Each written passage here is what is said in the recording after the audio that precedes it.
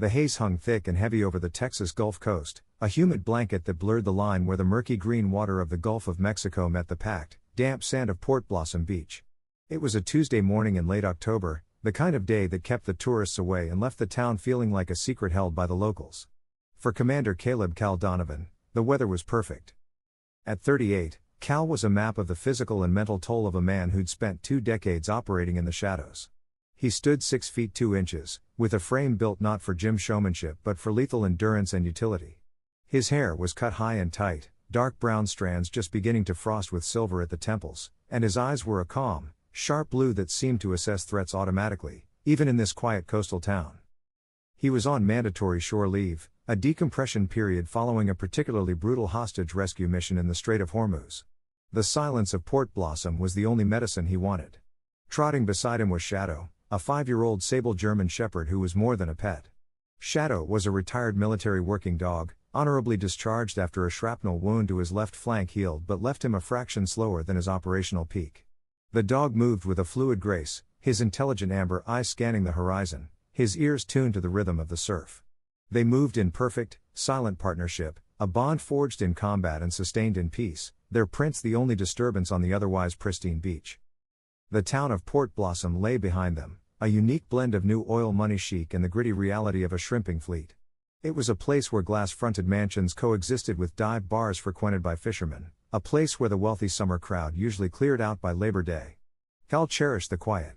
He settled into his pace, the salt air filling his lungs, trying to push away the phantom echoes of gunfire that still rang in his mind.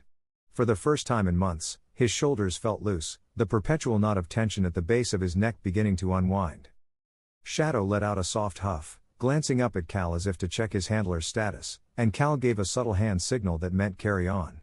They were approaching the northern curve of the beach, a stretch that was usually deserted due to a rocky outcrop that made swimming difficult. It was their sanctuary, or so it was supposed to be. The rhythmic sound of the waves was suddenly shattered by the aggressive growl of an engine and the pounding bass of trap music. Cal didn't break stride, but his jaw tightened. A pristine white Ford F-250 King Ranch, absurdly lifted with oversized tires and a blinding LED light bar that was useless in the daytime, tore over the dunes, ignoring the clearly posted signs forbidding motorized vehicles on the beach. The truck fishtailed erratically, gouging deep ruts in the wet sand before lurching to a stop about 50 yards from Cal and Shadow. The music didn't stop. It only got louder as the driver's side door opened. Braden Hayes, a young man in his early 20s who wore his privilege like a second skin, stepped out. Braden was handsome in a soft, unworked way, with perfectly styled blonde hair that defied the sea breeze and a pastel yellow polo shirt with the collar popped. He wore expensive boat shoes that were already being ruined by the sand. From the passenger side emerged Kinsley, a young woman who looked as if she'd dressed for a fashion shoot rather than a morning on the coast. She struggled on platform sandals, clutching an oversized designer handbag, her face obscured by sunglasses that cost more than most people's monthly rent. She looked bored and slightly annoyed to be out of the truck. Cal had intended to run past them, keeping his course near the water's edge, offering a polite nod if necessary, but otherwise giving them a wide berth. The terrain of the beach, however, forced him to narrow his path. As he and Shadow drew closer, the dog trotted slightly ahead, his tail giving a slight, curious wag at the new scents, but he remained perfectly disciplined. Shadow didn't bark. He didn't growl. He simply let out a long, quiet exhale, a normal sound for a dog exerting himself, and looked in Kinsley's direction. The reaction was immediate and hysterical. Kinsley shrieked as if she'd been stabbed, dropping her purse into the wet sand and stumbling back towards the truck. "Oh my God, Braden, it's a wolf. It's going to attack me," she screamed, her shrill voice echoing in the morning air. It was a performance of fear more than genuine terror, but it triggered Braden's need to appear dominant. The young man puffed out his chest and stormed forward, placing himself between the now confused dog and the screaming girl. "Hey, get that monster away from her!" Braden yelled, his face flushing. Shadow, trained to read aggression, instantly stopped moving. He didn't lunge. He sat. It was a classic de-escalation move from a professionally trained K9 waiting for a command from his handler. Cal slowed to a walk, holding up one hand in a placating gesture. "He's not going to hurt you," Cal said, his voice calm and deep, carrying the authority of a man who rarely had to raise it. "He's a service animal. Just be calm." But Braden wasn't interested in calm. He was interested in impressing Kinsley. "I don't care what it is." "It went for my girlfriend," Braden shouted. He scooped up a handful of wet, heavy sand and debris, and with a vicious underhand swing, kicked another pile of it directly into Shadow's face. The grit flew into the German Shepherd's eyes and nose. Shadow sneezed violently, shaking his head, and let out a single, sharp bark of surprise and discomfort. He didn't charge, but he held his ground, his ears pinned back. Cal felt a cold surge of adrenaline, not of fear, but of protective fury. He closed the distance in 3 long strides, placing his body between Braden and his dog. Cal didn't touch the boy. He simply occupied the space with an intensity that made Braden take an involuntary step back. "You don't kick my dog," Cal said, his voice dropping an octave, deadly quiet. He was sitting. He was not a threat. "You're the one escalating." Braden blinked, momentarily cowed by the older man's physical presence. Cal was only wearing a gray t-shirt and running shorts, but the scars on his arms and the way he held himself made it clear he was no tourist. Braden's ego, however, fueled by his audience of one, quickly overrode his survival instinct. "Do you know who I am?" Braden sneered, regaining his courage as he took in Cal's simple, worn clothing. "My father owns the Port Blossom Marina and half the boardwalk. This is our beach, and you look like some washed-up drifter living out of a van." Kinsley was now peering over the hood of the truck, her phone raised and recording. "He almost killed us, babe. Tell him," she urged. Cal knelt to wipe the sand from Shadow's eyes, checking the dog for injury. "We're leaving," Cal said, standing up. "I suggest you get your truck off the beach before the tide takes it." He turned to resume his run, refusing to give the boy the satisfaction of a fight. The dismissal enraged Braden more than any insult. "Oh, you're not going anywhere?" Braden spat. He pulled a sleek smartphone from his pocket, his fingers trembling slightly with anger. "You think you can terrorize people and just walk away? You and that rabid dog are done." He hit a number on his speed dial, putting the call on speaker so Cal could hear. "Uncle Roy." "Yeah, it's Braden. I'm down at North Beach." "Yeah, by the cove. Listen, you need to get down here now. There's some psycho vagrant out here. He sicked his attack dog on Kinsley. Yeah, he won't let us leave. He's threatening me right now. I think he's on something. He looks dangerous. Hurry." Braden ended the call and crossed his arms, a smug smirk spreading across his face. "Deputy Keene is on his way. He plays poker with my dad every Friday. I hope you like the taste of pavement, old man." Cal looked at the boy, then at the haze swirling around them, and finally down at Shadow, who was looking up at him with unconditional trust. He knew with a sinking feeling in his gut that the morning's peace was gone, and that another kind of battle was about to begin. He didn't run. He just stood there and waited, his hand resting gently on Shadow's head. The morning's quiet was broken, not by nature, but by the jarring, mechanical shriek of a siren that grew in volume, cutting through the coastal haze like a serrated knife. Gulls circling overhead scattered in panic as a black-and-white sheriff's department SUV crested the dunes, its tires throwing up plumes of wet sand and sea oats. The vehicle didn't just arrive. It invaded the space, lurching to a stop just feet from where Caleb Donovan stood with his hand on Shadow's collar. The red and blue lights strobed violently, reflecting off the damp sand and the wide, frightened whites of Kinsley's eyes, creating a chaotic disco effect in the gray morning light. The driver's side door opened with a heavy thud, and Deputy Roy Keene lumbered out. Keene was a man who took up a lot of space, not with muscle, but with a lifetime of indulgence and unchecked authority. He was in his mid-50s with a perpetually flushed face, a deep, unhealthy crimson, and a belly that strained the buttons of his tan uniform shirt. Mirrored sunglasses hid his eyes, but the set of his jaw and the way his hand immediately came to rest on the butt of his sidearm told Cal everything he needed to know. This was not a mediating officer arriving to investigate. This was an enforcer arriving to punish. "Get away from those kids, now!" Keene bellowed, his voice a gravelly rasp honed by years of yelling. He didn't assess the scene. He didn't look at the truck's tire tracks or the girl's cowering posture. He saw Braden Hayes, son of the town's most prominent benefactor, standing near a man who looked like a vagrant. "Hands where I can see 'em. Back away from the animal." Cal didn't flinch. He maintained the quiet dignity of a man who had faced down warlords and insurgents. It was a calmness that seemed to irritate Keene even more than shouting would have.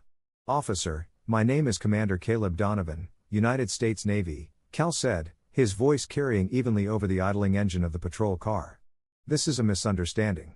This young man was driving recklessly on a pedestrian beach." Keene snorted, a wet, ugly sound. He advanced, his heavy boots crunching on seashells. "I don't care if you're the King of England, pal. You look like beach trash to me. And I didn't ask for your life story. I told you to back away from the dog and get on the ground. Braden, seeing his backup arrive, shed his earlier fear like a snakeskin. He strode forward, phone still held high, recording the encounter. He ordered the dog to attack us. "Uncle Roy, I swear." "Look, Kinsley's shaking. He said he'd let the wolf rip my throat out." Braden lied with a fluency that was almost impressive. Kinsley, on cue, produced another sob, burying her face in Braden's shoulder. Keen turned his head slightly toward the boy, his expression softening into something conspiratorial. "I got it, Braden. Your dad called me. Don't you worry, we're cleaning up the trash." He turned back to Cal, his face hardening. "Last warning. Face down on the ground." Cal looked at the deputy. He measured the distance between them, 12 feet. He noted the loose retention strap on Keen's holster. He saw the unsteady stance, the way Keen's weight was all on his heels. In another world, in another uniform, Cal could have disarmed and neutralized the man in under 3 seconds. But this wasn't a Kandahar battlefield. This was a Texas beach. And the only casualties of resisting would be his career and, more importantly, his dog. Shadow, sensing the spike of aggression from the deputy, shifted his weight. A low rumble started in the shepherd's chest. Not a bark, but a warning. The fur along his spine bristled. "Control your animal." Keen shouted, taking a step back and drawing his baton with a metallic shank. He raised the heavy steel stick, threatening to bring it down on the dog's skull. "If that thing moves an inch, I'm putting a round in it." The threat hung in the salty air. Cal saw the twitch in Keen's trigger finger. He knew men like this, men who were afraid, and who masked that fear with violence. If Shadow lunged to protect Cal, Keen would shoot, and he'd claim self-defense. The injustice of it burned in Cal's chest like acid, a hot rage he was forced to swallow. He looked down at Shadow. "Shadow, down," Cal commanded, his voice firm and clipped. The dog hesitated, his amber eyes locked on the weapon raised against his master, torn between instinct and training. "Shadow, down. Stay." With a whine that sounded human in its distress, the powerful animal lowered himself onto the wet sand, his ears flat against his head, his eyes never leaving Keen. Cal slowly raised his hands, fingers spread wide. "The dog is down, deputy. I'm complying. There's no need for weapons." Cal slowly lowered himself to his knees, then flat onto his stomach, the cold, wet sand soaking through his shirt. It was a position of submission that bruised his pride. But he did it with a stillness that made it look more like a choice than a defeat. Keen holstered his baton, but kept his hand near his gun as he approached. He didn't just cuff Cal. He drove his knee hard into the small of Cal's back, forcing the air from his lungs. "That's right. Tough guy," Keen grunted, relishing the physical dominance. He wrenched Cal's wrists behind his back, ratcheting the cuffs so tight the metal bit directly into bone. "You're under arrest for assault, disturbing the peace, and possession of a dangerous animal." "I'm perfectly sober," Cal said, his face pressed into the sand, "and I have military identification in my back pocket." "Shut up," Keen spat, hauling Cal to his feet by the cuff chain, sending a bolt of pain through Cal's shoulders. "You have the right to remain silent, so I suggest you use it." As Cal was being pushed towards the patrol car, a second vehicle arrived, a white van with animal control on its side. Officer Riggs stepped out, a man who moved with the weary indifference of someone counting the minutes until lunch. He carried a long pole with a loop at the end. "That the biter?"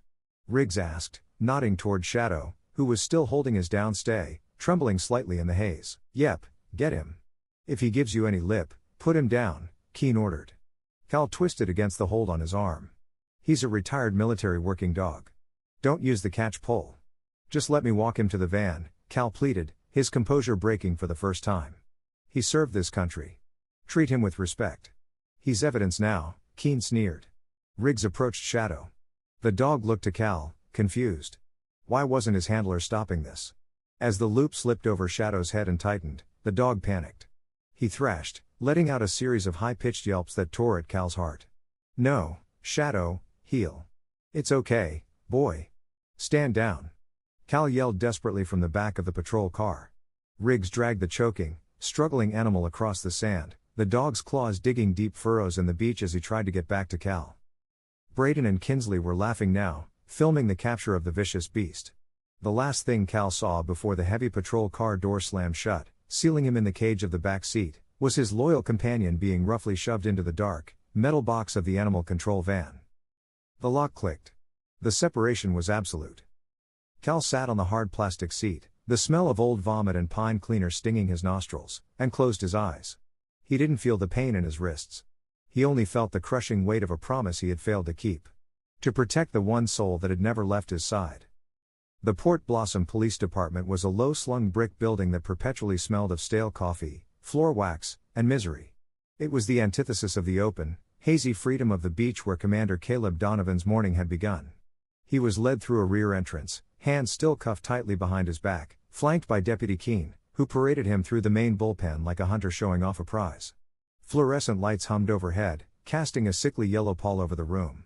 Officers sat at cluttered desks, typing up reports or sipping from styrofoam cups, barely looking up as the procession passed. To them, it was just another vagrant busted for disturbing the peace, another piece of human detritus to be processed and filed away. But Officer Maria Flores looked up. Maria was 24, fresh out of the academy, with her hair pulled into a severe bun that couldn't quite contain the softness of youth. She was new, still carrying a rookie's idealism and a meticulous nature that the older, more jaded officers found tiresome. She sat at the intake desk, her uniform perfectly pressed and creased, unlike the rumpled shirts of her male colleagues. As Keene shoved Cal towards her desk, Maria's eyes didn't go to the prisoner's sandy clothes or the grit on his knees. They went to his eyes. They were calm, preternaturally calm. "Book him, Flores," Keene grunted, unlocking the cuffs with an entirely unnecessary roughness. "Assault, disorderly, resisting. Throw in a public nuisance charge for good measure." Cal rubbed his wrists where the metal had dug into the skin, his face impassive. He wasn't rubbing them to soothe the pain, but to restore circulation. He stood perfectly still, feet shoulder-width apart, hands clasped in front of him. Maria immediately noticed he wasn't slumping. Most drifters slumped. They carried the weight of the world on curved spines. This man stood like a pillar. "Name?" Maria asked, her fingers hovering over the keyboard. "Caleb Donovan," he replied, his voice a low baritone that cut through the station's ambient noise. It wasn't loud, but it commanded attention. Keene snorted from the nearby coffee station. "Put down John Doe if you want. Guys like this lie about their name all the time." Maria ignored her superior and typed the name. "Empty your pockets, please, Mr. Donovan. Place everything in the tray." Cal complied methodically. Out came a simple leather wallet, a folded handkerchief, and a few loose coins. No keys, no cell phone. Braden Hayes' story of him being a vagrant seemed plausible on the surface, but the quality of the leather wallet suggested otherwise. Then Cal reached under the collar of his sandy t-shirt and pulled out a chain. Hanging from it were two dull metal rectangles, wrapped with rubber silencers around the edges. Dog tags. Keene saw them, strode over, and snatched them from Cal's hand before he could place them in the tray. "Look at this." Keene chuckled, dangling the tags. "Got 'em at an army surplus store, did ya? Trying to play the veteran card? Stolen valor is a crime, too, you know." Cal's eyes locked on Keene's face. For a moment, the temperature in the room seemed to drop 10 degrees. "Those aren't for show," Cal said. The threat wasn't in the volume of his voice, but in its absolute certainty. "Place them in the tray carefully." Keene hesitated, a flicker of reptilian fear sparking in his brain before his ego stamped it out. He dropped the tags into the plastic bin with a clatter. "Bag it all up, Flores. Then toss him in the holding cell." As Maria catalogued the items, her frown deepened. She picked up the tags to log them. The metal was worn smooth in places. The embossed letters were faded but still legible. Donovan Caleb 05 USN 05. That was the rank of a commander. She looked back at the man. He was staring at the wall, his breathing even and slow. She glanced at his hands as he signed the property receipt. The knuckles were scarred, yes, but on the inside of his index finger and the webbing of his thumb, there were distinct, thick calluses. The kind you only get from firing thousands of rounds, year after year. These were not the hands of a homeless man. They were the hands of a professional. "Officer Flores," Cal said quietly, catching her staring. "My dog, Shadow, he was taken by animal control. He's on a specific diet. He needs water, but not the cheap kibble. It'll make him sick." Maria blinked, surprised by the request. Most people in his position were demanding a lawyer or a cigarette. This man was worried about his dog's stomach. I'll call them, sir. I'll let them know." Cal gave a single nod. "Thank you." Keene grabbed Cal's arm and led him to the holding cells in the back of the station. The heavy steel door clanged shut with a sound of echoing finality. The cell was a 10 by 10 cage, occupied by two other men, a local drunk named Otis who was passed out on the floor, and a wiry, nervous man named Sly who'd been picked up for shoplifting.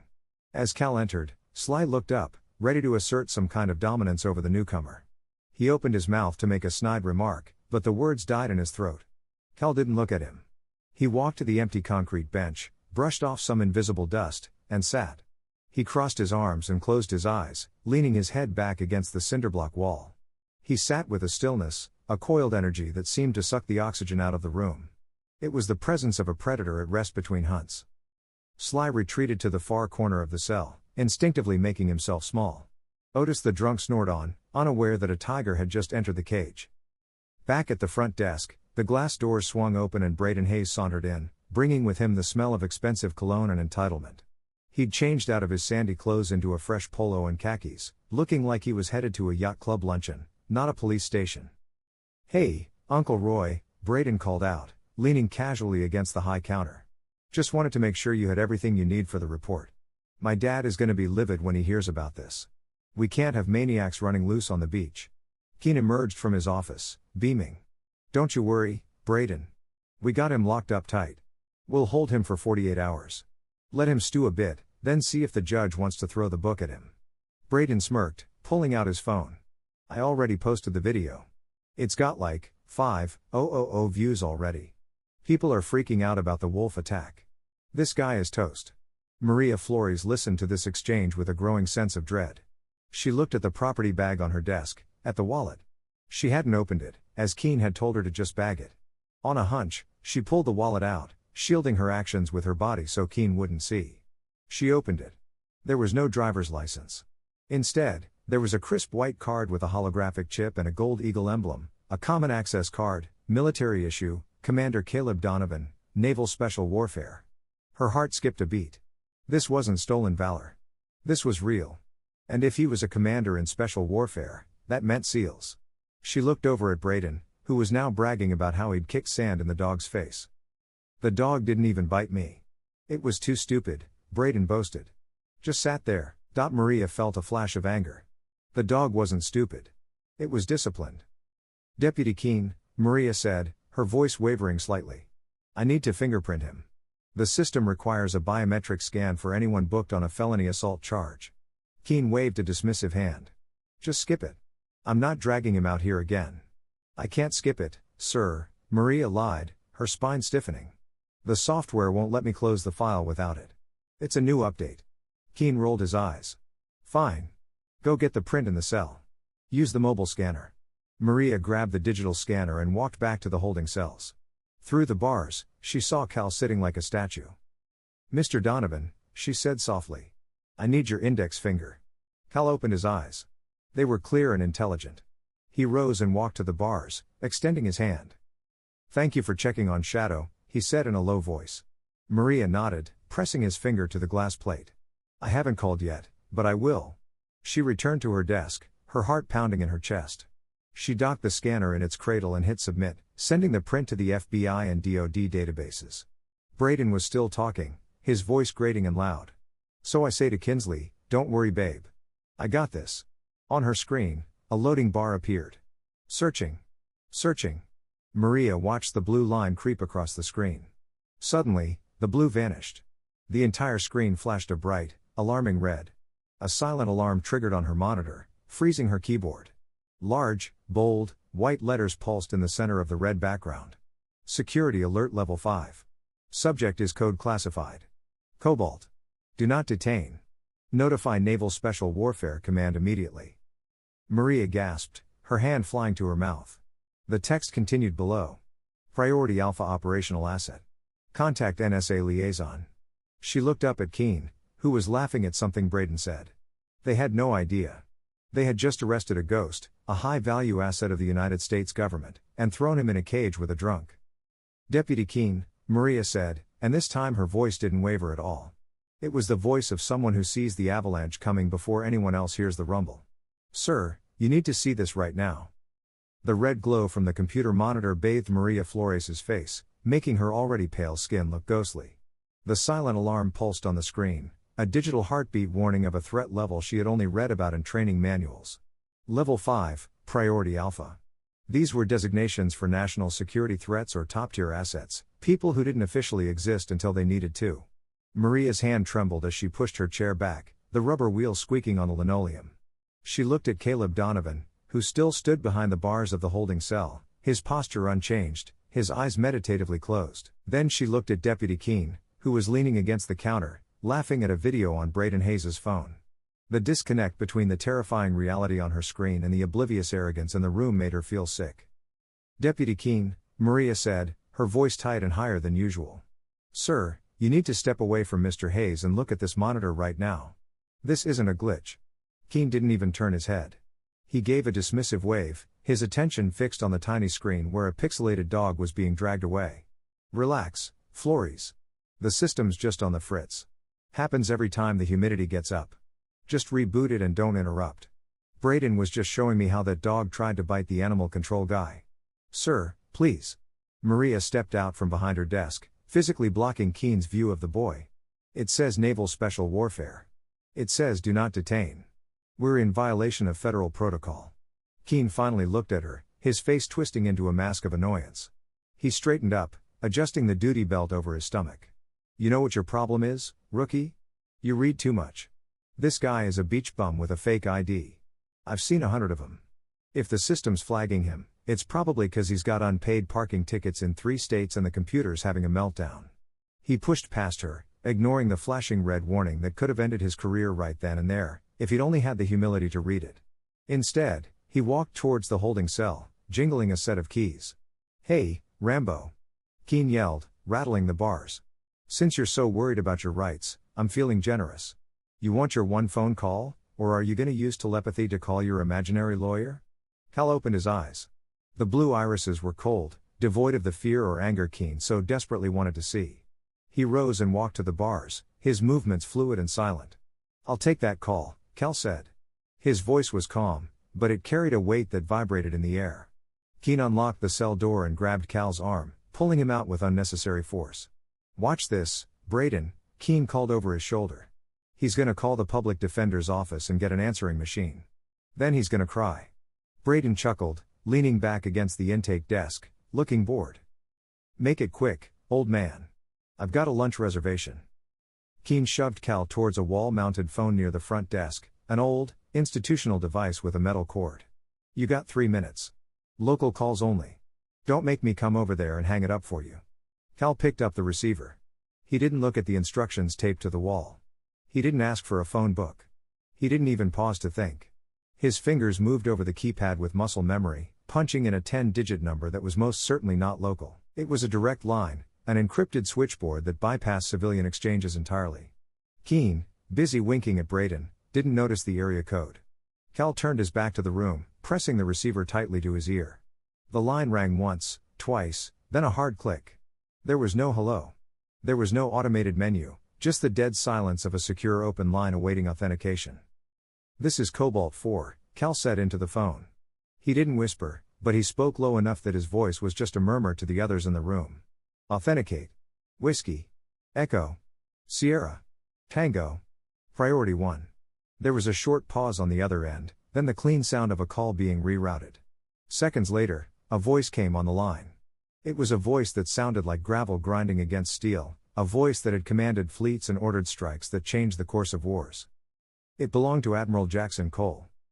Admiral Cole was a legend in the naval special warfare community, a 65-year-old man who still ran 5 miles every morning and whose gaze could wither a politician at 20 paces. He was currently in his office at Naval Base Coronado reviewing intelligence reports, but he had picked up the red phone on his desk the instant it blinked. He was a man who considered loyalty to be the highest currency. And Caleb Donovan was one of the few men alive who had paid that currency in full, having carried a wounded Cole 3 miles through a hostile jungle 10 years prior. "Report," Cole said, the single word conveying absolute attention. "Sir," Cal said, his posture instinctively straightening even though he was in a filthy police station. "I am currently detained at the Port Blossom Police Department. I was arrested approximately 1 hour ago while exercising on North Beach. The charges are assault and disorderly conduct. They are false." Cal paused, his voice faltering for the very first time. "They have Shadow, sir. Animal control took him. They used a catch pole. He's being held as evidence." The silence on the other end of the line was terrifying. It was the silence of a hurricane forming. When Cole spoke again, His voice was dangerously quiet. Did you engage? Negative, Admiral. I complied to protect canine asset. Arresting officer is a Deputy Keene. He is currently hostile and has disregarded my identification. My gear has been confiscated. And the dog? Cole asked. The concern for the animal was plain in his voice. Cole had personally signed Shadow's retirement papers. He knew that dog had saved more lives than most surgeons. Status unknown. He was in extreme distress when they took him. Behind Cal, Keene slammed his hand on the counter. Time's up, pal. Wrap it up. Tell your mommy you'll be late for dinner. Brayden laughed, finding the situation hilarious. Ask him if he needs bail money. I got some change in my truck. Cal ignored them, his focus absolute on the voice in his ear. I'm requesting legal counsel and a representative from the command, sir. Legal counsel? Cole's voice boomed loud enough that Cal had to pull the receiver slightly away from his ear. Son, you don't need a lawyer. You need an extraction. The sound of a chair being shoved back violently echoed down the phone line. You listen to me, Commander. You do not say another word to those locals. You sit down, you stay quiet, and you wait. Nobody puts one of my men in a cage. And nobody takes my dog. Understood, sir, Cal said, feeling the first wave of relief wash over him. Keep your head down, Cal, the Admiral commanded, his voice shifting from anger to a fatherly reassurance. Stay frosty, the cavalry is coming, and God help anyone who's in their way when they get there. The line went dead. Cal slowly replaced the receiver. He turned to face the room. His expression had changed. The resignation was gone, replaced by a serene and unnerving confidence. He looked at Keene, not with anger, but with something far worse. Pity. Done crying? Keene sneered, stepping forward to grab Cal's arm again. Your lawyer tell you to plead guilty? My superior officer advised me to remain silent, Cal said evenly, allowing himself to be led back to the cell. And he advised you to prepare. Prepare for what? Keene laughed, shoving Cal back in the cell and slamming the door. A bake sale? Cal sat down on the bench, crossing his arms. He looked at Maria Flores, who was still staring at her red screen, her face ashen. She caught his gaze, and he gave her a slight, acknowledging nod. She knew. She was the only one in the room who understood that the clock had just started ticking on all of their careers. Just wait, Cal whispered into the empty air of the cell. The air inside the Port Blossom police station grew thick and stagnant, a heavy silence blanketing the room in the wake of Caleb Donovan's cryptic phone call. Deputy Keene, having dismissed the warning on Officer Flores's monitor as a technical glitch, had returned to leaning against the counter, telling a fishing story to a bored-looking Brayden Hayes. Maria Flores, however, sat frozen at her desk, her eyes darting between the clock and the front doors, her hands trembling slightly as she pretended to shuffle paperwork. She felt it before she heard it, a low-frequency vibration that rattled the pens in her cup and made the surface of her coffee ripple in concentric circles. It was a sensation not unlike an approaching earthquake, a deep, guttural rumble that seemed to be rising from the very foundations of the building. Keene stopped mid-sentence, frowning. What is that, construction crew? He walked to the window, pulling aside the blinds. The vibration intensified, growing from a hum to a roar that rattled the glass in its frame. It wasn't the rhythmic clatter of construction equipment. It was the distinctive, percussive whomp whomp whomp of helicopter blades beating the air into submission. Suddenly, the sunlight streaming through the front windows was extinguished. A massive shadow swept over the building, plunging the lobby into a twilight gloom. The roar became deafening, drowning out the hum of the fluorescent lights and the squawk of the police radio. Outside, dust and gravel from the parking lot were whipped into a frenzy, peppering the brick facade like hail. What in the hell? Keene yelled, though his voice was barely audible over the chaos. He reached for the door just as the world outside erupted in flashing lights. Not the friendly red and blue of local law enforcement, but the harsh, authoritative blue and white of the federal government. A convoy of vehicles screeched to a halt in front of the station, boxing in the patrol cars. These weren't civilian vehicles. They were matte black SUVs with tinted windows and hardened run-flat tires, led by a menacing armored personnel carrier with U.S. Naval Police stenciled in bold white letters on its side. The commotion had drawn Police Chief Lawrence Gable from his corner office. Gable was a man who had spent 30 years navigating the town's political landscape rather than its patrol routes. He was soft, with thinning hair slicked back with too much gel and a suit that cost more than a patrolman's yearly salary. He looked more like a banker than a lawman. And right now, he looked terrified. Keene, what's going on out there? Gable shouted, shielding his eyes as the front doors were kicked open. He didn't get an answer. Instead, the lobby was instantly flooded by 6 Master-at-Arms personnel, naval military police, clad in full tactical gear, their faces obscured by helmets and ballistic goggles. They moved with a fluid precision that made the local officers look like amateurs. "Clear the room. Hands off your weapons. Now. Now. Now," the lead MP shouted, his voice cutting cleanly through the chaos. The local officers, stunned and overwhelmed, instinctively raised their hands, backing away from their desks. Even Keane, for all his bluster, froze, his hand hovering uselessly near his belt before he wisely raised it. Braden Hayes, who moments before had been lounging against the counter, scrambled backwards, tripping over his own feet and collapsing into a plastic chair. The color had drained from his face. He'd been expecting his father's lawyers. Instead, he was looking at men carrying automatic rifles. Through the ranks of the parting MPs, a figure emerged from the armored vehicle outside. Admiral Jackson Cole strode into the station. Physically, he was not a large man, certainly not as big as Keane, but he carried an aura of command that made him seem 10 feet tall. He wore his service dress khakis, the ribbon rack on his chest stacked high, a colorful testament to campaigns and conflicts most people only saw on the news. His silver hair was cut in a severe military style, and his face was a roadmap of hard decisions and iron will. He didn't look angry. He looked disappointed, which was infinitely worse. He walked past a cowering Braden Hayes without a single glance, his polished shoes striking the linoleum floor with a rhythmic cadence that silenced the room. Chief Gable, realizing this was not a terrorist attack, but perhaps something far more complicated, tried to salvage his authority. He stepped forward, straightening his tie, forcing a weak smile. "Admiral, I presume. I'm Chief Gable. There must be some kind of mistake. We weren't notified of any military exercises in." Cole didn't stop. He didn't even turn his head. He simply walked through the chief as if the man were made of smoke. "Where is he?" Cole demanded, his voice low and sharp. Maria Flores, who had snapped to attention the moment the MPs entered, pointed a trembling finger towards the back hallway. "Holding cell 2, sir. End of the hall." Cole gave her a nod, a small gesture of respect she would remember for the rest of her life, and proceeded towards the cells. 2 members of his personal security detail flanked him, creating an effective wall between the admiral and the local police. Keane, suddenly realizing his prisoner was the cause of this invasion, felt a surge of panic mixed with his innate stubbornness. He couldn't let them just walk in and take a suspect. It was his arrest. "Hey, wait a minute," Keane shouted, chasing after the group. "You can't just barge in here. That man is a suspect in a felony assault. We have jurisdiction." He tried to step in front of the admiral, blocking the narrow hallway to the cells. It was a mistake. The 2 MPs behind Cole immediately moved forward, but Cole held up a hand to stop them.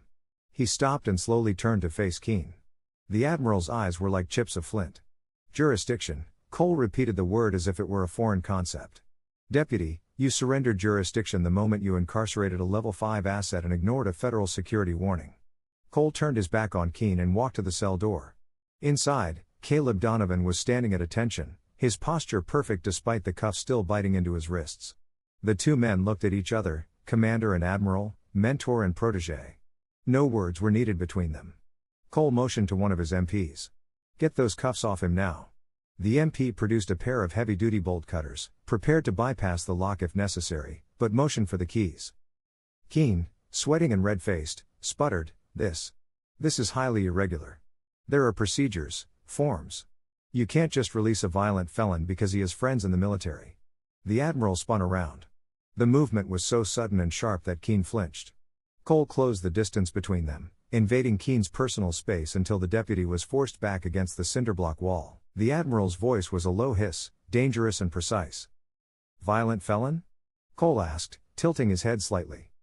"Are you referring to Commander Caleb Donovan, a man who less than a week ago led a team into a hostile compound in the Hindu Kush and rescued 12 aid workers who were scheduled for execution? He was awarded the Navy Cross for that action. He is currently on medical leave to recover from wounds sustained while shielding a child from mortar fire." The hallway was dead silent. Even the MPs seemed to be holding their breath. Keane's mouth opened and closed, but no sound came out. He looked past Cole to Cal, who was now rubbing his wrists as the MP removed the cuffs. The vagrant, the man with the fake ID, suddenly looked very different. Cole wasn't finished. He leaned closer to Keane, his voice dropping to a whisper that carried more menace than a shout. And regarding the vicious beast you had dragged away, that is Master Sergeant Shadow, an explosive ordnance detection dog who has cleared more IEDs than you have written traffic tickets. You threw a war hero in a cage and treated a decorated officer like a stray." Cole straightened up, adjusting his collar. "So, Deputy, you can tell me about procedure right after you explain to the Attorney General why you assaulted a senior naval officer. Am I making myself clear?" Keene nodded dumbly. His arrogance had evaporated, leaving behind only a hollow shell of fear. Chief Gable, who had followed them down the hall, looked like he was about to faint. He leaned against a doorframe, mentally calculating how quickly he could fire Keene to save his own pension. Cal stepped out of the cell. He didn't look at Keene. He didn't gloat. He walked straight to the Admiral and rendered a crisp salute. "Thank you, sir," Cal said. Cole returned the salute, his expression softening fractionally. "At ease, Cal. Let's get out of this hellhole. We have a dog to find." The atmosphere outside the Port Blossom Police Department had shifted from chaotic tension to disciplined urgency. The sun had finally burned through the morning haze, casting long, sharp shadows across the parking lot where the armored personnel carrier sat idling with a deep-throated rumble. Admiral Jackson Cole stood by the open door of his black SUV, checking his watch with the precise, impatient movements of a man who ran his life on Zulu time. Caleb Donovan stood beside him, rubbing the raw, red skin on his wrists where the cuffs had dug deep. He was free. The charges had been vaporized faster than the fog, burned away by the searing heat of federal intervention. But Cal wasn't getting in the vehicle. He stood planted on the asphalt, his boots heavy and unmoving, staring down the road in the direction the animal control van had gone. Cole immediately noticed the hesitation. "Get in the vehicle, Commander," Cole said, his voice gentler than it had been in the station. "We have a medical team waiting at the base. You need to get those wrists looked at, and we need to debrief." Cal shook his head slowly, his eyes never leaving the horizon. "I'm not going back to base, Admiral. Not yet. They took him to the county facility on Highway 9. I'm not leaving this city without my partner." Cole looked at Cal, really looked at him, and saw the sharp edge of anxiety the younger man was hiding behind his stoic mask. He saw the way Cal's fingers were twitching, itching to be buried in fur. To confirm that the other half of his soul was still breathing. "Understood," Cole said, nodding to his driver. He turned to the lead MP. "Change of plans. We are moving to the Port Blossom Animal Control Center. Convoy formation. Commander Donovan rides with me." It was a show of force normally reserved for visiting dignitaries or high-risk prisoner transfers, but today, it was for a dog. As the convoy rolled out, the local police officers stood on the sidewalk and watched, looking small and defeated. Deputy Keene was nowhere to be seen, presumably hiding in his office, but Maria Flores stood by the glass doors, watching the procession leave. Cal caught her eye through the tinted window and gave a slight salute. She had done her job. Now he had to do his. The drive to the Animal Control Center was short but agonizing. The facility was a grim cinderblock structure on the outskirts of town, wedged between a scrapyard and a stretch of marshland. It was surrounded by a tall chain-link fence topped with barbed wire, designed to keep stray animals in and the public out. As the convoy pulled into the gravel parking lot, the sheer absurdity of the scene became clear. The contrast between the sleek, high-tech military vehicles and the peeling, dilapidated paint of the dog pound was stark. A man in a stained blue uniform, holding a clipboard and a half-eaten sandwich, stumbled out of the front office, his eyes wide as the armored vehicle blocked the main gate. This was Barry, the facility manager, a man who had spent 20 years doing the bare minimum and was wholly unprepared for a naval invasion. Before Barry could ask a single question, the MPs had secured the perimeter. Cal was out of the SUV before it came to a complete stop, moving with a desperate speed that put the Admiral's security detail on alert. "Where is he?" Cal demanded, his voice echoing off the building's corrugated metal siding. Barry dropped his sandwich. "Who's where? Look, you can't just park." "The German Shepherd," Cal cut him off, stepping into Barry's personal space. "Brought in 45 minutes ago. Tag number K9404. "Where is he?" Barry swallowed hard, pointing a trembling finger toward the back of the building. The isolation wing. "Look, mister. That dog is crazy. He's vicious. We couldn't even process him. He damn near took Officer Riggs's hand off. We had to use the catch pole to get him into the kennel, and he's been trying to chew through the chain link ever since. We were about to call the vet to sedate him." The word sedate hit Cal like a physical blow. "If you touch him with a needle," Cal said, his voice trembling with contained fury, "I will dismantle this building brick by brick." He pushed past the manager and stormed into the kennel area. The stench hit him first, an acrid miasma of bleach, wet fur, and fear. The sound was deafening. Dozens of dogs were barking in a cacophony of stress. But through the din, Cal heard a particular sound. It wasn't a bark. It was a high-pitched, frantic yelp interspersed with the grinding of metal on steel. It was the sound of a soldier who had been captured and was fighting for his life. Cal ran down the concrete aisle, ignoring the other cages. At the very end of the row, in a dark area marked with a red danger sign, was Shadow. The dog was unrecognizable. His lips were peeled back in a snarl, saliva flecking his muzzle. He was throwing his 80-pound body against the thick wire fencing, snapping at the air, his eyes wide and rolling with panic. He was in a state of pure, primal defense. 2 kennel workers were standing 10 feet away, holding tranquilizer poles, looking terrified. "Back off!" Cal roared at the workers, his voice cracking. "Get away from him!" The workers scrambled back, relieved to be absolved of responsibility. Cal slowed his pace as he approached the kennel. He forced his breathing to slow, forced his heart rate down. Animals read energy, and Shadow was currently mirroring the chaos of his capture. Cal stopped 3 feet from the cage. The dog didn't recognize him at first. Shadow was blind with panic, stuck in a trauma loop. "Shadow," Cal said softly. The dog paused, his ears twitching. He let out a low growl, still suspicious. Cal dropped to one knee on the grimy concrete floor, ignoring the filth. He lowered his head, making himself small, removing the threat posture.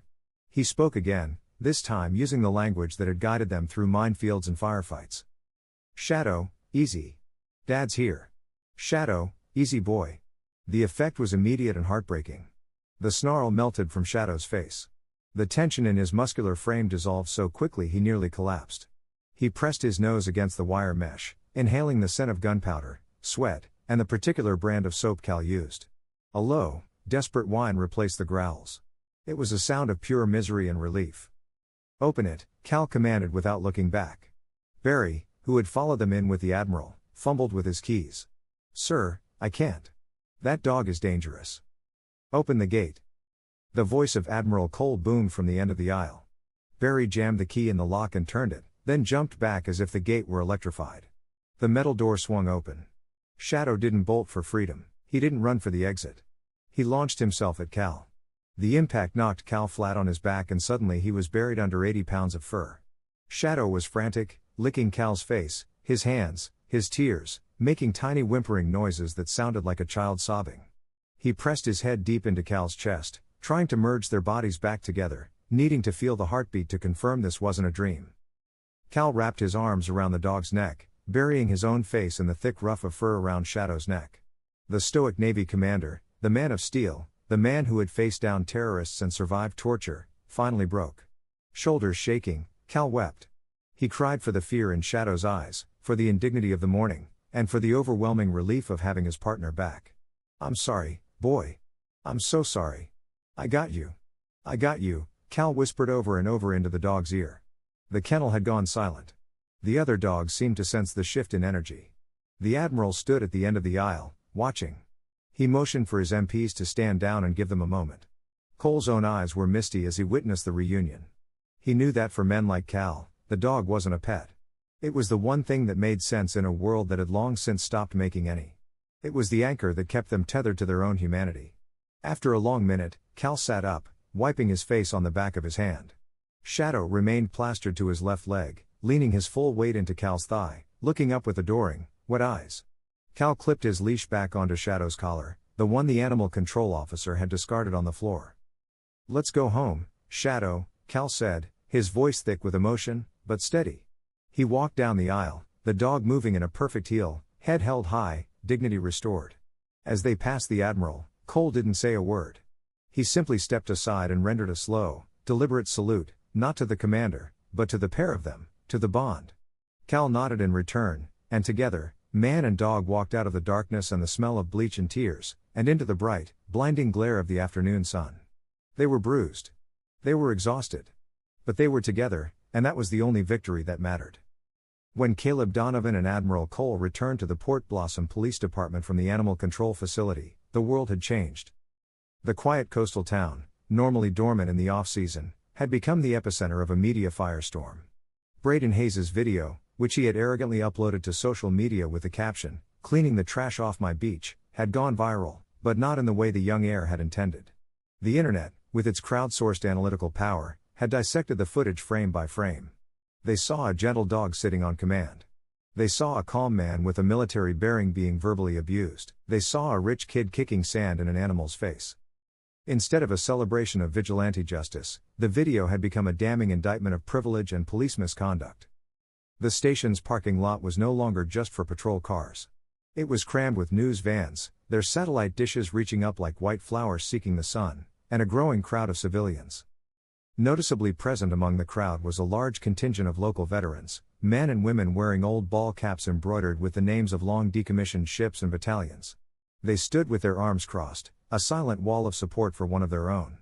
Mixed in with them were local townspeople, shrimpers, waitresses, shop owners, who had long simmered under the thumb of the Hayes family and their cronies in local government. As the military convoy pulled in, the crowd erupted. Not in anger, but in a roar of solidarity. Cal stepped out of the SUV, Shadow heeling perfectly at his left. The dog had been washed and fed, and though still trembling slightly, pressed close to Cal's leg. The sight of the commander and his shepherd, reunited and unbowed, sent a wave of applause through the assembly. Still, the air was tense. A makeshift podium had been set up on the station steps, where a thicket of microphones waited like hungry birds. A gleaming silver Bentley Continental pushed through the edge of the crowd, its horn beeping imperiously. Warren Hayes, the architect of Port Blossom's gentrification and Braden's father, stepped out. Warren was a man in his 60s who wore his wealth like armor. His Italian suit was perfect, his silver hair was perfectly coiffed, and his face was set in a mask of annoyed authority. He was used to problems that could be solved with a checkbook or a phone call to the mayor. He walked toward the police line, ducking under the yellow tape, expecting the sea of people to part for him. He spotted Admiral Cole standing near the entrance and made a beeline for him, completely ignoring Cal. "Admiral. Admiral Cole," Warren called out, extending a manicured hand. "Warren Hayes, I own the marina. We met at the governor's ball last year. Listen, this whole thing is a terrible misunderstanding, a failure to communicate." Admiral Cole did not take the offered hand. He stood with his hands clasped behind his back, his expression as resolute as the granite jetties on the coast. "Mr. Hayes," Cole acknowledged, his voice cold. "I don't believe there was any misunderstanding. The video your son posted was quite clear." Warren lowered his voice, leaning in with a conspiratorial smile that didn't reach his eyes. "Boys will be boys, Admiral. Braden can be overzealous, but surely we don't need to involve the Navy in a local dispute. I'm prepared to make a substantial donation to the Navy Marine Corps Relief Society.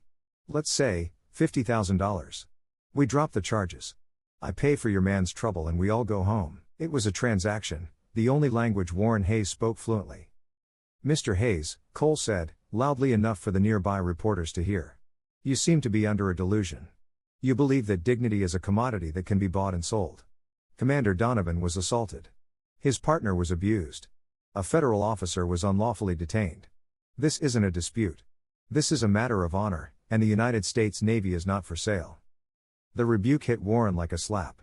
He recoiled, his face flushing an ugly red as camera flashes went off, documenting the public rejection of the town's most powerful man. Before Warren could formulate a response, the station doors opened. Chief Gable emerged, looking haggard and defeated, followed by Deputy Keene. Keene was not wearing his badge. He was in civilian clothes, stripped of his sidearm, looking small and deflated as he was escorted out, pending an internal investigation. The sight of him drew a chorus of jeers from the crowd. Elena Rotova, a sharp local reporter known for her tenacity, shouted from the front row, "Chief Gable, is it true that Deputy Keene ignored a federal security warning? Is it true the suspect is a decorated Navy SEAL?" Gable wiped sweat from his brow, tapping on the microphones. "We are conducting a full investigation. Mistakes were made. We apologize for the inconvenience to Commander Donovan." It was a weak, bureaucratic non-answer that only fueled the crowd's frustration. Cal, watching from the side, felt a hand on his shoulder. "Go on, son," Admiral Cole murmured. "They need to hear it from you. Not for your ego, but for the truth of it." Cal took a deep breath. He didn't want this.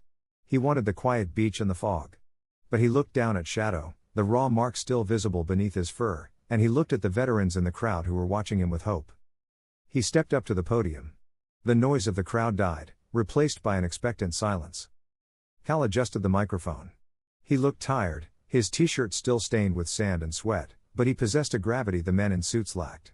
"I didn't come to Port Blossom to make a speech," Cal began, his voice deep and even, carrying without shouting. "I came here to find peace. I came here to heal." He paused, looking out over the sea of faces. "My dog, Shadow, served 3 tours in Afghanistan. He has saved countless lives. He is not an animal. He is a soldier." Cal looked down at Warren Hayes, who was now standing awkwardly by his Bentley, then his gaze shifted to Braden Hayes, who was watching from a window inside the station, hiding. "But this isn't about a dog, and it's not about me." Cal turned slightly, pointing a single, calloused finger directly at the former Deputy Keene, who was trying to shrink into the brick wall of the station. "It's about the uniform," Cal said, his voice hardening. "I've worn a uniform for 20 years. I've buried friends in it, I've bled on it." He leaned into the microphone, his blue eyes burning with a controlled intensity. "A uniform is not a shield for your ego. It is not a license to bully. It is a burden. It is a weight." The silence was absolute. Even the gulls seemed to have stopped crying. "When you put on that badge," Cal continued, addressing every officer present, "you make a promise. You promise to stand between the innocent and the dark. You promise to protect the weak, not serve the powerful." He gestured toward Warren Hayes. "Wealth does not grant immunity, and poverty does not justify cruelty." Cal looked back at Keene. "You forgot who you serve. You thought the badge made you a king, but the badge is a servant's tool, and today, you dishonored it." Cal stepped back from the microphone. For a heartbeat, there was silence. Then, a single pair of hands began to clap. It was an old man in a wheelchair, a Vietnam vet in a faded green field jacket. Then another joined in, and another. Within seconds, the air was filled with thunderous applause, a wave of validation that washed over the parking lot. It wasn't the polite applause of a golf tournament. It was the raw, emotional release of a community that had just seen justice served. Warren Hayes got in his Bentley and drove away, ignored and diminished. Keene was led to a waiting unmarked car, his head bowed, the flashbulbs blinding him. Cal knelt and put his arms around Shadow. "We're done, boy," he whispered. He didn't stay for interviews. He didn't sign autographs. He simply nodded to Admiral Cole, turned, and walked through the parting crowd, a quiet hero leaving the noise behind, in search of the one thing he had wanted all along. A quiet walk on the beach with his best friend. 3 months had passed since the incident that shook Port Blossom, and the coastal winter had settled in with a crisp, chilling finality. The Gulf, now a roiling slate gray, crashed against the shore with a rhythm that was both violent and soothing. The tourists were long gone, leaving the town to its true inhabitants, and the morning haze that had once concealed injustice now seemed to be cleansing the streets. On the same stretch of North Beach where the conflict had begun, a lone figure walked, but he wasn't jogging, and he certainly wasn't driving a truck. Braden Hayes, wearing a baggy neon orange safety vest over a designer winter coat, trudged through the wet sand. In one hand he held a trash grabber, and in the other, a heavy plastic bag. The court's order had been specific: 200 hours of community service, to be performed at the scene of the crime. The wind whipped his once perfectly styled hair into a mess, and his expensive boat shoes had been replaced with practical rubber boots. He stopped to pick up a discarded soda can, his face flushed not from the cold, but from humiliation. A few locals walking their dogs paused to watch him. They didn't jeer. They didn't have to. The silent acknowledgement of his fall from grace was punishment enough. The entitlement that had shielded him his entire life had been stripped away, one piece of litter at a time, leaving him with nothing but a bag of trash and the hard-earned lesson that the world did not, in fact, belong to him. Downtown, the atmosphere inside the police station had undergone a similar transformation. The stagnant air of corruption had been replaced by a brisk, professional efficiency. At the front desk, where fear had once presided, Sergeant Maria Flores now sat. The promotion had come quickly, bypassing the usual bureaucracy, a direct result of the city council's desperate need to restore public faith. Maria wore her new stripes not with arrogance, but with a quiet confidence that reminded everyone of the man who had sat in their holding cell 3 months prior. She was currently training a rookie, a young kid fresh from the academy who looked just as nervous as she once had. "Remember," Maria said, tapping her computer monitor, which now displayed a prominent new procedural checklist. "We don't assume, we verify. And we treat every single person who walks through that door, whether they're an admiral or a homeless veteran, with the exact same level of respect. That's the Donovan rule. You understand?" The rookie nodded vigorously. "Yes, Sergeant." Maria looked out the window.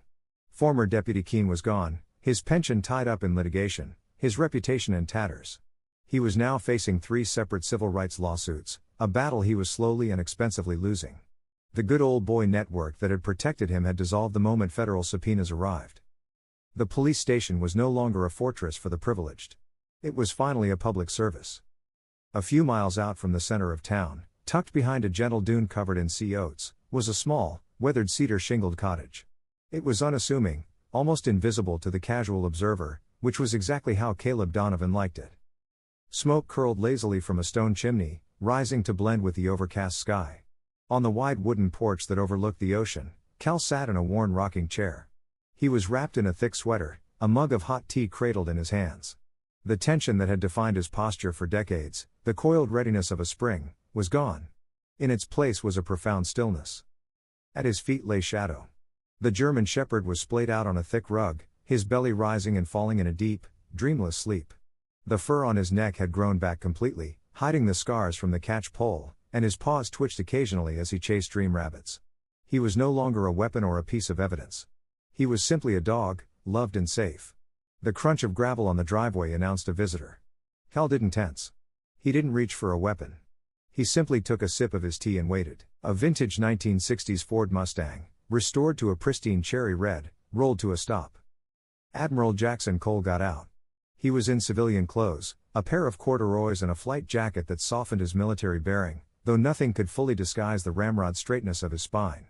He carried a brown paper bag in one hand and walked up the porch steps with the easy familiarity of an old friend. Shadow lifted his head, sniffed the air, and thumped his tail against the floorboards twice. A lazy greeting reserved for family. "Permission to come aboard?" Cole asked, a glint in his eye. "Permission granted," Cal smiled, gesturing to the empty rocker beside him. "Coffee's fresh, but I'm on tea." Cole sat, grunting slightly as his knees settled. "Tea works. Too cold for anything else." He set the paper bag on the small table between them. "Brought some jerky for the NCO down there," he nodded at Shadow. "And some of that Kraft honey you like for the tea." Cal leaned down and offered a piece of jerky to Shadow, who took it with a gentleness that belied his power. "Thanks, Jackson," Cal said, dropping the formal titles. They sat in a comfortable silence for a long moment, watching the whitecaps form on the sea. There was no talk of the investigation, which had ended with commendations for Cal's restraint. There was no talk of the mission in the Hindu Kush or the nightmares that sometimes still woke them both. Today, the war was a million miles away. "The weak fish are running in the bay," Cole said finally, his voice a comfortable rasp. "Was thinking of taking the boat out Tuesday. Could use a first mate who knows how to tie a knot." Cal chuckled, a low, genuine sound. "I might be free, as long as we're back before Shadow's dinner time. He gets cranky with slow service." Cole laughed, a dry, cracking sound. "He's a good boy. He's earned the right to be demanding." The Admiral took a sip of tea, gazing out at the gray horizon. "You know, Cal, I spent 40 years thinking that strength was about how much firepower you could bring to a fight, how many carriers, how many missiles." He turned to look at the younger man.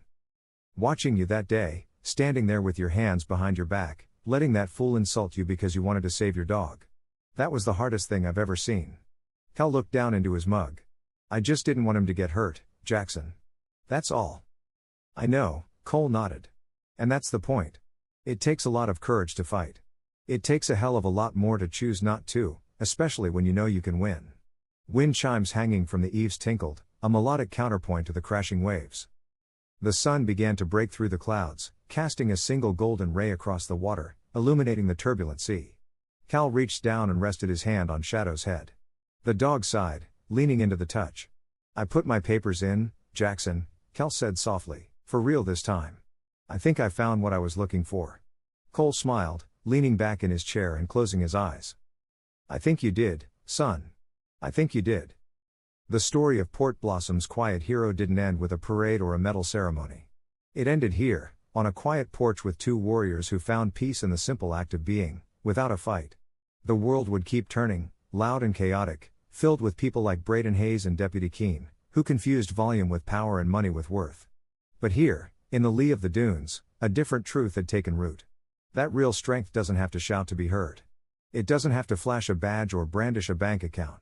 Real strength is the discipline to be calm in the chaos, the integrity to do the right thing when no one is watching, and the capacity to love another creature enough to bleed for it. As the sun sank lower, casting a warm amber glow over the porch. Caleb Donovan, the Navy SEAL who could silence a room with a look, simply watched the tide come in, a man at peace with his dog, finally and truly home.